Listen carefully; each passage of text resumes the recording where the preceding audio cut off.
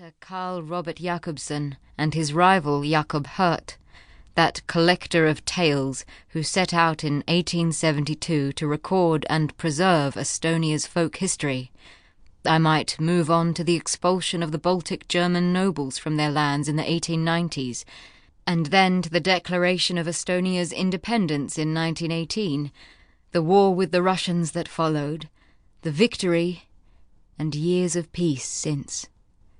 And of course there is my own history, less solid perhaps, the dates open to interpretation.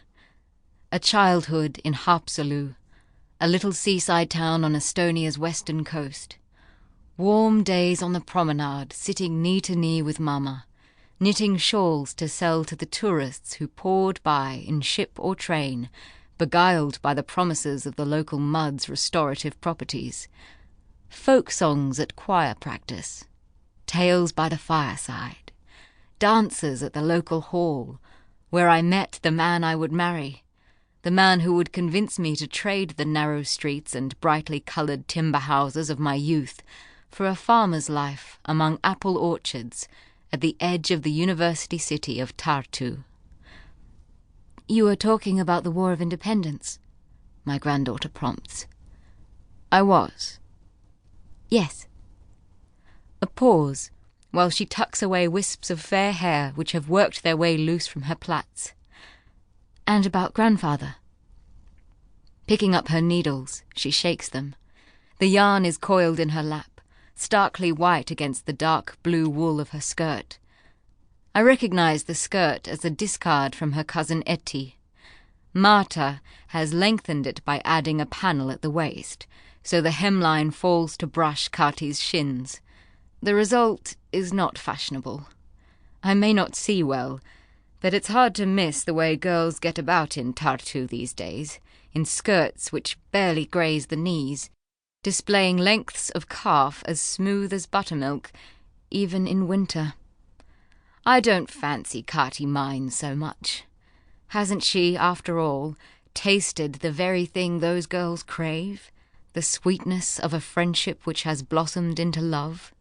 I knew at once, of course. She didn't even have to tell me.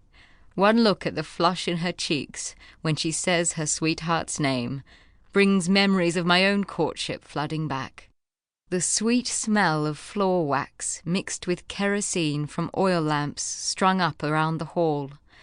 Eduard's palm resting against my back as he guided me through the polka steps. I let my foot pause upon the treadle. The yarn slackens in my hand. From outside the window comes the rhythmic thump of snow falling from the eaves. I let its meter dictate my words, thinking of my husband's fate. It's a story I've not told often, and I wonder at my choosing it. He was part of the Tartuma partisan battalion. I pause. He was killed in the Battle of Paju. We sit in silence. There is pain in talking about such things, but it will not be long, I suppose, before I join him. The ache in my bones is worse now. At times I find it difficult to move from my bed.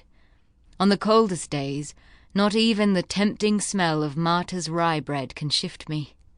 Of course I don't complain. Estonian women are not given to moaning about their lot. My own mother was up and scrubbing linen mere hours after I was born, a story she used to tell with a shrug of her broad shoulders, as if such feats of female accomplishment were not worthy of admiration. They were simply facts, as certain as the seasons, as unchanging as the slaughter of sheep in spring or the harvest of hay in June. Sometimes it is as if I can already sense my husband. I might turn and find him sitting in his favourite chair, watching me with eyes the deep mirror blue of the Haapsalu tide. At such times I am seized by questions. Am I ready to let go? My family still needs me. I still have so much to say. Who else will listen to the knowledge I have to pass on?